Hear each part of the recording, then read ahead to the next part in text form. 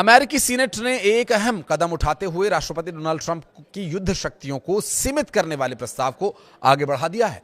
अमेरिकी सीनेट में गुरुवार यानी 8 जनवरी 2026 को हुई वोटिंग में 52 सांसदों ने प्रस्ताव को आगे बढ़ाने के पक्ष में, 47 ने विरोध में मतदान किया। इस प्रस्ताव का मकसद यह है कि वेनेजुएला के खिलाफ आगे किसी भी सैन्य कार्रवाई से पहले राष्ट्रपति ट्रंप को कांग्रेस की इजाजत लेनी होगी। इस वोटिंग में खास बात यह रही कि ट्रंप की पार्टी रिपब्लिकन के 5 सांसदों ने डेमोक्रेट्स का साथ दिया और एक रिपब्लिकन सांसद मतदान में शामिल नहीं हुआ।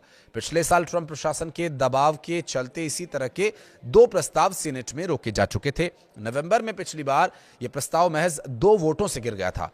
उस समय प्रशासन ने दावा किया था कि वेनेजुएला में सत्ता परिवर्तन या बड़े सैन्य हमले की कोई योजना नहीं है, लेकिन मादुरो की गिरफ्तारी के बाद कई सांसदों को लगा कि कांग्रेस को पूरी जानकारी नहीं दी गई थी। इस प्रस्ताव के सह प्रस्तावक रिपब्लिकन सीनेटर रैंड पॉल ने कहा कि अब उनकी पार्टी के भीतर भी कई लोग राष्ट्रपति सैन्य शक्तियों को लेकर असहज महसूस कर रहे हैं। उनके साथ डेमोक्रेट सीनेटर टिम केन भी इस प्रस्ताव का नेतृत्व कर रहे हैं। दोनों विदेश संबंधी समिति के सदस्य हैं। प्रस्ताव को आगे बढ़ाने के पक्ष में वोट देने वाले रिपब्लिकन सांसदों में रैंड पॉल, जो केंट की, सुसन कॉलिंस, जोश हॉले, लीसा मार्कोव्स्की और टॉड यंग शामिल हैं। फिलहाल सीनेट में रिपब्लिकन पार्टी के पास 53 और डेमोक्रेट्स के पास 47 सीट्स हैं।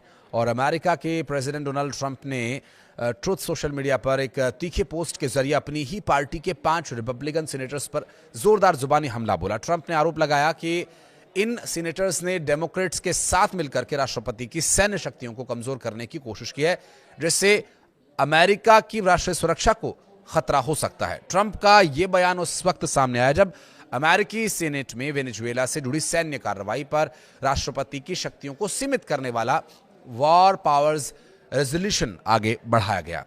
डोनाल्ड ट्रंप ने अपने पोस्ट में लिखा कि रिपब्लिकन पार्टी को उन सीनेटर्स पर शर्म आनी चाहिए जिन्होंने डेमोक्रेट्स के साथ मिलकर के वोट किया। बहरहाल अमेरिका क्या चाहता है, उसके दिल में क्या है, ये तो जाहिर है, लेकिन क्या अमेरिका के जो सांसद ट्रंप की नीतियों के खिलाफ हैं वो गलत है? कुछ कहना चाहे तो कमेंट सेक्शन में जरूर बताइएगा। धन्यवाद।